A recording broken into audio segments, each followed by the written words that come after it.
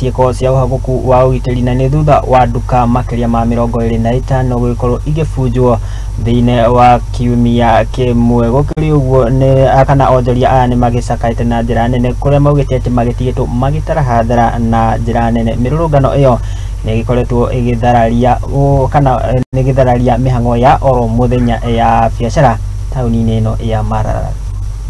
Hivyo waizi ambao wanatuhangaisha wako miongoni mwetu. Angalia huyo ako karibu na wewe zenu na munasikia sauti zetu. Biashara nyingi mwanani wa Maralal kaunti ya Samburu umuthi ni igagaire eri ako na arianio onjorithia anene mwanani wa Maralal kururungana magitetia wagagu wa ugitiri uria ukoretwo kuo thutha wa matuka makiria ma 25 uforwo na gutungia aikari a guku hathara ya mbia itanyihiire milioni 3. Rais alitwambia nini? Mambo ni mangapi? Na munayaelewa kama wanabiashara wa Maralal. Mahali tumefika, tumesongeshwa, tuko kona.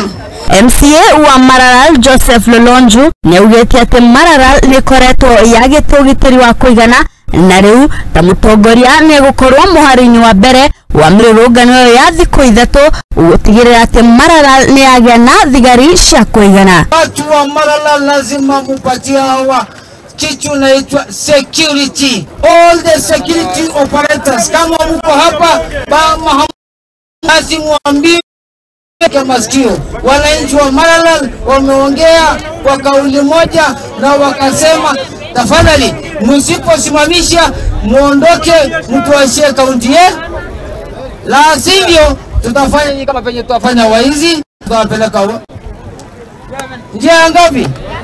Aikari a guku ni maikitie retana kuri makomishna ao makenda kugitirwo kumana na mito ino guku amwe ao makiuga ni marona fata wa makundi ma nyumba 10.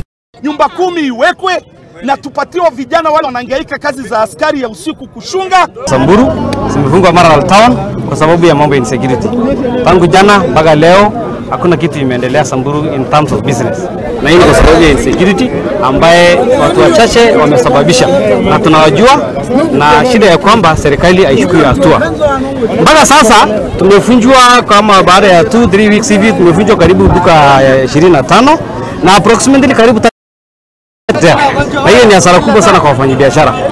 Na siku hii ya leo tulikuwa katika uwanja huu kuweza kutetea wanabiashara kwa sababu ya vile tumeweza kuhangaishwa na waizi. Gerifotera Muthindi TV, Geto Wairimu wa Kimani. Tunawaomba wapendwa tuweze kufunga biashara zetu.